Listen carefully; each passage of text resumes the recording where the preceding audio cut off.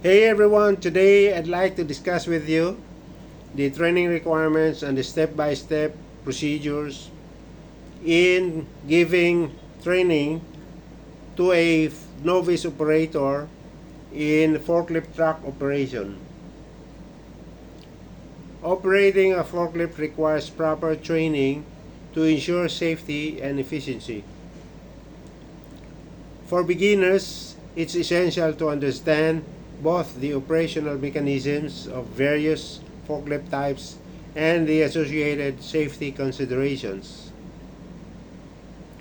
For certification and regulations, in many regions, operating a forklift requires certification.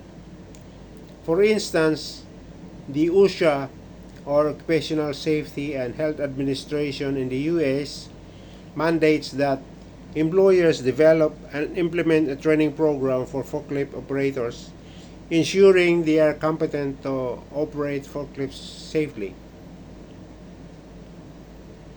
The standards for providing beginners training to novice operators as per RTITB or Road Transport Industry Training Board standards specify that training should be held in 5 days. 1 day is dedicated for classroom training, so the trainee would learn in terms of the theory of forklift truck operation. 4 days will be the practical training for novice operators. The trainee will undergo various exercises operating the forklift truck with the trainer's guidance. There should only be 2 trainers for every forklift trainer. This is to ensure the retention of the knowledge and skills.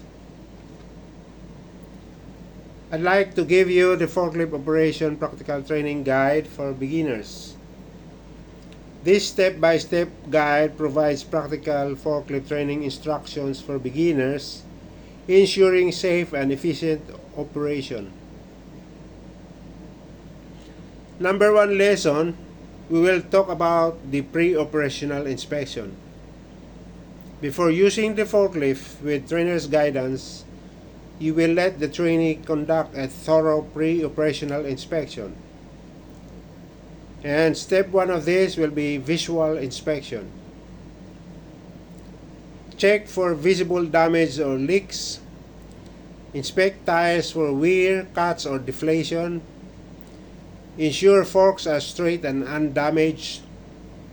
Examine mast, chains, and hydraulic hoses for wear or damage.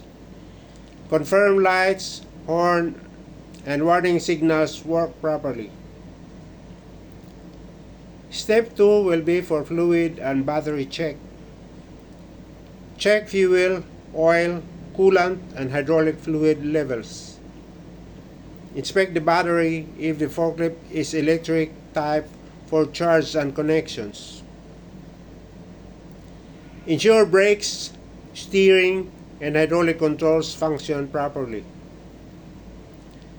Step 3 is seat and controls check. Adjust the seat for comfort and visibility. Fasten the seat belt. Locate and familiarize yourself with all controls in terms of lifting, tilting, and moving.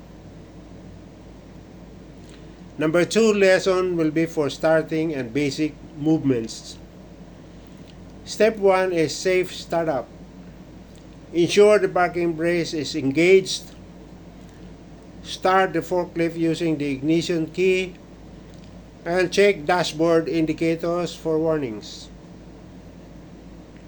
Step 2 is moving forward and backward. Keep both hands on the steering wheel and feet on the pedals. Press the accelerator gently to move forward. Use the brake smoothly to stop. Shift into reverse, check surroundings, and move backward. Always look in the direction of travel. Step 3 is steering and turning. Use slow, controlled steering movements. Avoid sharp turns, especially when carrying a load. Use mirrors and look around before making turns. Number 3 lesson will be for the lifting and carrying loads. Step 1 for this is picking up a load.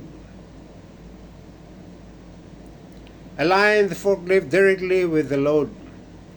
Lower the forks to just below the pallet size.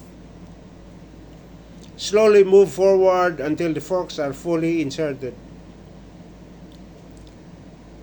Lift the load slightly, about 4 to 6 inches off the ground.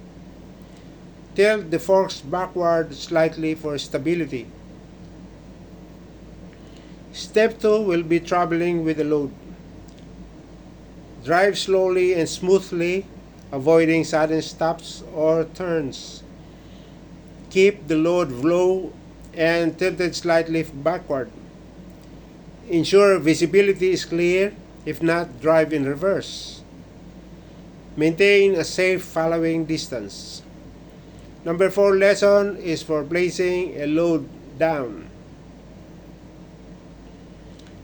Step 1 for this is setting down the load. Align the forklift with the designated area. Slowly lower the forks to place the load securely. Tilt the forks slightly forward to level the load. Reverse slowly to clear the forks from the pallet. Lesson number 5 is parking and shutdown. Step 1 is parking safely. Park in a designated forklift parking area. Lower forks to the ground. Shift to neutral and apply the parking brake. Turn off the engine and remove the key. Number 6 lesson is safety reminders. Always wear a seat belt. Never exceed load capacity. Keep hands and feet inside the forklift. Use horns or signals in high traffic areas. Avoid operating on inclines with heavy loads. This step-by-step approach ensures beginners gain confidence and proficiency while prioritizing safety. Also, in the classroom, you need to explain the stability triangle of the forklift so that the trainee will learn that the forklift truck is a very unstable equipment when running or being driven, especially if the trainee is operating the truck by stacking and unstacking loads from heights or pallet trucks, or even just being driven on an even surface or grades or in tight spaces. The trainee should also learn in terms of the forklift rated capacity and load center.